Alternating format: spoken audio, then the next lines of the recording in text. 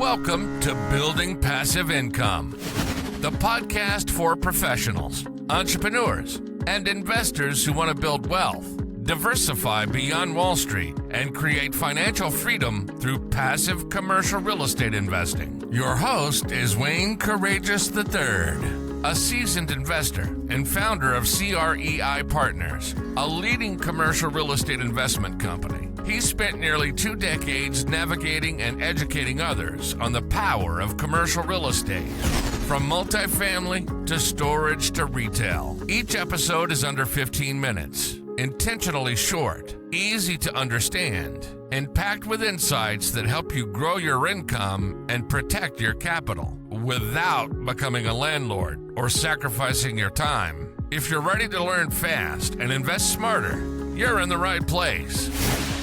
Let's get started. Welcome back to Building Passive Income podcast. I'm your host, Wayne Courageous III. Really pumped today to talk to y'all in regards to how to evaluate a deal from a standpoint of making sure it is not too good to be true, right? So what makes a deal too good to be true? And one of the things that I really find myself doing as an investor, and I think it's worked really well for me, is I'm always trying to convince myself out of a deal. I'm always trying to find things that may be wrong with it. Maybe it's too aggressive, to whatever. And when I find opportunities where it's hard for me to convince myself otherwise, then I'm like, okay, we are comfortable on the underwriting. I like the location. I like the capital stack, whatever it is, I'm feeling good about it. And it's because I've gone through my mind of all the different things that could go wrong and all the risk. And it's almost similar to what a passive investor should be doing, is looking at it and be like, hey, is this too good to be true? What are the assumptions, and going through it. So when we go through this, as you're going through your review and your underwriting as a passive investor or a limited partner, these are things to look out for to make sure it's not too good to be true. So first and foremost, promised returns without support. So we talked about this on our previous podcast, but there's no guaranteed return. There's no promised return. There are projections based on the assumptions and the underwriting and the experience and the quality of the on-site team to execute the deal. But they really need to understand, or you need to understand, is when you look at those assumptions or those returns, are they providing the support, the backup, the underwriting, the analysis that helps support where they're getting their returns from? So we've talked a lot about this on prior shows. I definitely recommend checking out those other shows when I talk about the underwriting, how the business mindset of this, of investing in real estate, where it's like a business, revenue minus expenses is net operating income. But when you're looking at the returns, which is really the bottom line, it's what's left over after all the debt service and expenses have been paid. Those are the returns. So looking at the support, and if you're not seeing the support, or you're questioning those assumptions, or they're not being transparent in the underwriting, which boggles my mind. It almost upsets me that there are people out there, sponsors out there, who don't feel comfortable giving out their model, their underwriting. Like, that is just opposite of what we do at CREI Partners. Like, I'm happy, or my team is happy, to go through the underwriting line by line and even give you our model. Like, it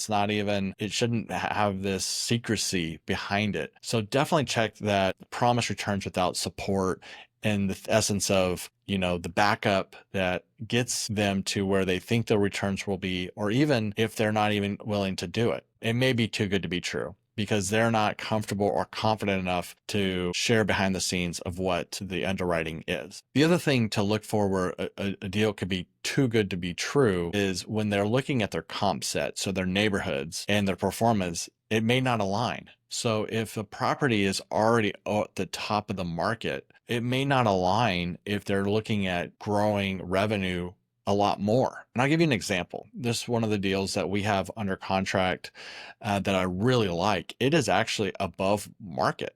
And it's been like 98, 100% leased. And you're like, well, why would you buy a property that is over market? Well, it's really well managed. Cash flows extremely well. And we put in, where we'll have, higher vacancy than what the sellers expected, bad debts. We have different, tendencies for potentially less revenue than previously, because if the market declines or things adjust. But where we're really focusing on is other income. So we may not be getting 3-5% rent bumps, but we are seeing the opportunity to push other income. And we feel comfortable with that because our comps allow us to do that type of other income, the pet fees or admin fees, the internet, maybe it's an amenity fee, parking fee. There's all these different things that you could, if it's market, pass on to your residents.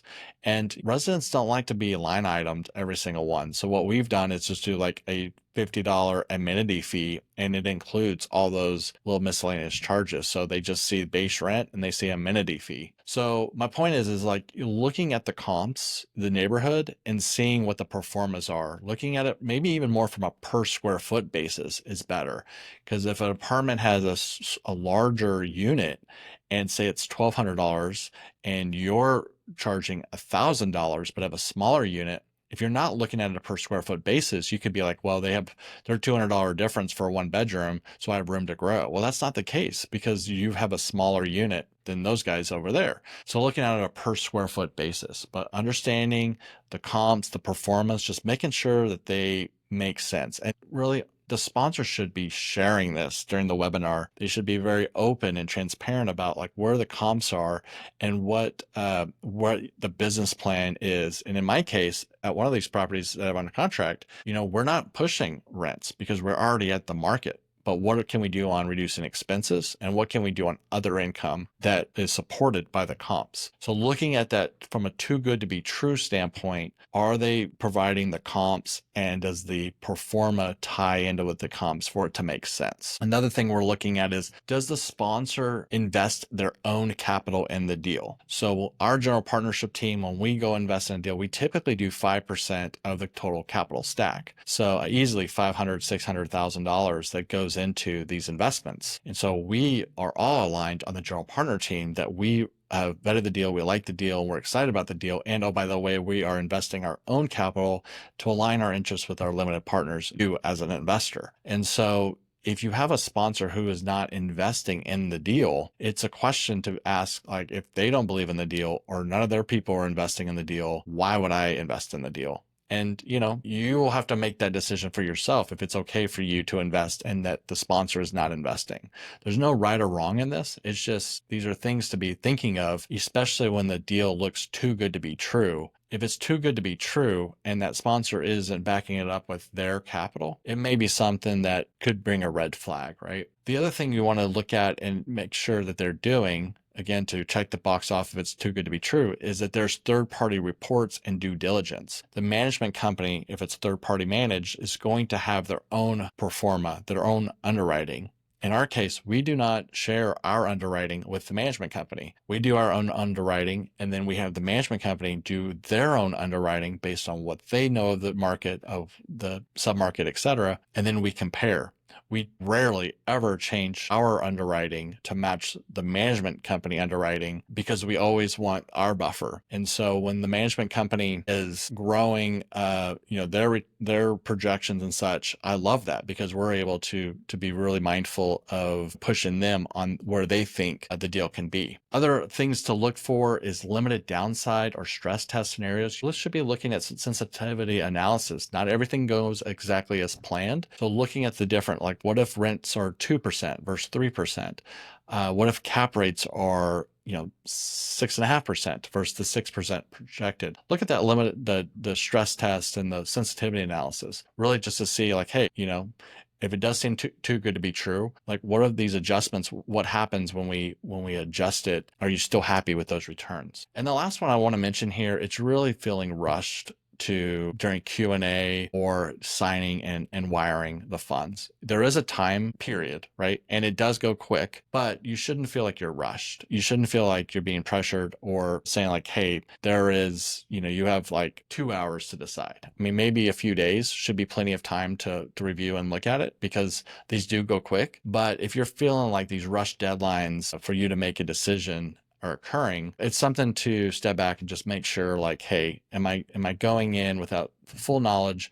And does this seem to be good to be true? I encourage you all to check out our passive investor coaching program. I mean, these are all bite-sized information. I hope it's adding value, making you think as you start your day or you end your day, you're just thinking about, how do you can become a better limited partner, a better passive investor, and how to grow and diversify your wealth. But check out passiveinvestorcoaching.com. It's a lot of free content, and it goes through how to underwrite a deal from a passive investor standpoint, how to analyze it, how to look at a market, etc. So check that out. I just love adding value, and I hope that you're getting a lot out of these podcasts. If you haven't checked out the previous podcast episodes, please do. Go ahead and like and subscribe and share it to your friends and family. I hope this adds value to you as an investor, whether you're just starting or you're an experienced investor, and excited to just continue growing and building partnerships along the way. Hope everyone is doing well, and hope everyone has a great day.